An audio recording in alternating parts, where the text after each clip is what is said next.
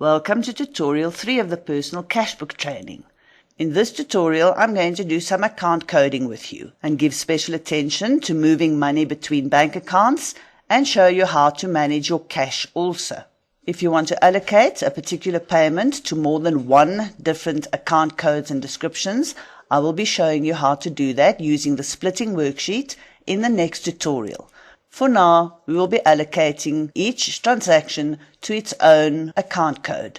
And I'm sure you saw in the presentation that it's a very simple exercise. You can even copy over transactions that are going to go to the same account. So let's specifically handle money that is moving between bank accounts when those bank accounts are represented in this cashbook product.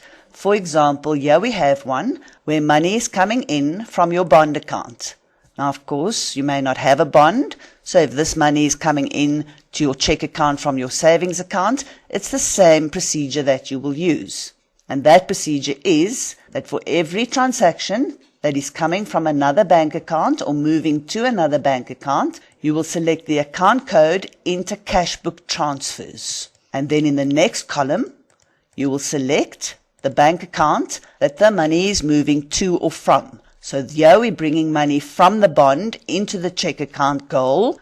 So we will select the bond TUT for the inter-cashbook receipt account column. Because we are in the check account goal, we want to know where the money is coming from. And then you will go to the bond account. At the same time as allocating this transaction, go and allocate the transaction in the bond. And the transaction is on the 1st of February for 18,000. So let's go and find it in the bond. 1st of February, 18,000, and allocate it immediately using the same account code and description, the inter-cashbook transfers, and the bank account will then be check account goal because you want to know in this cashbook where did the money go to. And very often on bond accounts or on any bank statements downloaded from the internet, it's not going to tell you which bank account it went to. So by doing your cash books like this, you can keep control of the money moving from one account into another account. If you, for example, pay your credit card, there's the other 10,000 going out from the bond account that you saw was coming in to the check account here, but we won't code that for now.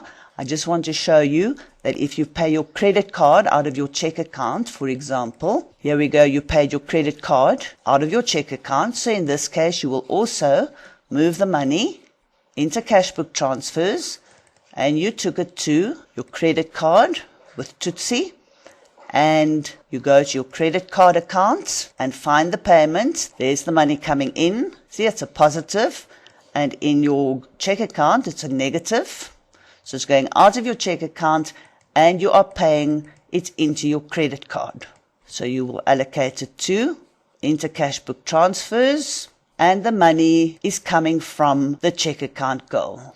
And that is how you handle money that you move between accounts that are represented on the cash book.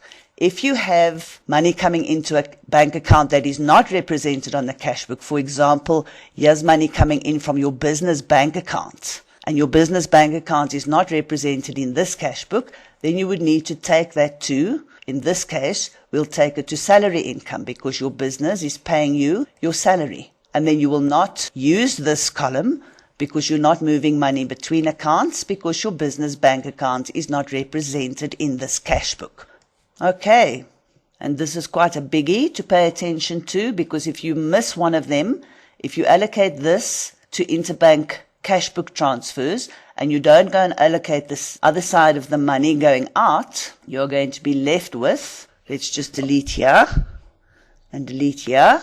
And we go and have a look now at the summary of income and expenses. You'll have an income of 18,000 Rand. And you're going to think you have got a lot more money at the end of the day than what you actually do have. If this does happen, where little stars appear, you can just double click on the top column to open up the column so that all the figures can fit in it. Where was I? I was saying if you don't allocate those interbank transfers correctly, you're going to end up with an incorrect summary of income and expenses. So let's go and undo that, put those descriptions back, go back to the summary, And now you'll see the balance has gone to zero because it's not an income or expense. You're simply moving money between bank accounts. Very important that you handle those transactions correctly. And once you've completed all the allocating of your interbank transfers, if you want to see the result of that, you can click on the Summarize button and you can go and select Account Code and Description Interbank Cash Books, and it will show you all the transactions of the money that you've moved between bank accounts. So those are the 4 we've so far done. As you do more, your list will get bigger. Then the other allocation I want to specifically show you is the cash allocation.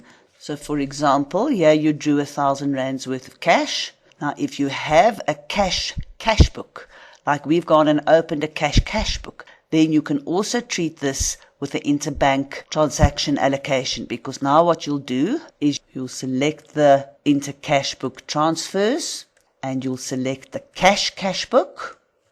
There we go. And it's 1,000 rand that you've drawn from your check account. So let's now go to your cash book. Now it won't be in here because you don't have a bank statement to import for cash book. So you'll enter it manually. Let's get the date quickly. 2nd of February. We can actually copy that over. Go to the cash book and paste it. And it's money that went out of the check account. So it's got to be a positive money coming into your cash book. Then you can allocate that transaction as you spend the money. Let's say you buy 100 rands worth of, so it's minus 100 because it's an expense. You're taking the money out, and you buy 100 rands worth of cleaning products. And then you must have 900 rand left in your pocket. You can fill the details in here where you bought the cleaning product from and the date and so on. And you can then keep control of your cash that you draw as well by using your cash book. And if you receive an allowance and you don't bank that allowance, you could also then name this cash book, or the top one, or whichever one you want to, whichever one that suits the number of lines that you need for transactions. You can name it allowance, and you can then use it manually, as I've just done here also, to control the amount of money you have left in your pocket and what you spent it on. And it will also update your summary of income and expenses. Of course, there's the 100 rand that you spent on the cleaning products from the cash book. And so you must make sure that you then allocate every single transaction in your cash book so that you get a true reflection of your income and expenses on your summary of income and expenses. So I'm going to go off camera now and do the rest of the allocations so that in the tutorials to come, we've got more substantial information in the summary for me to train you on. And when you purchase this product, you will also receive this completed cashbook product, so that you can have a look at it and use it to refer to while you're getting used to doing your own cash books. So I will chat to you again in tutorial 4, where we will cover the splitting of transactions. Ciao for now.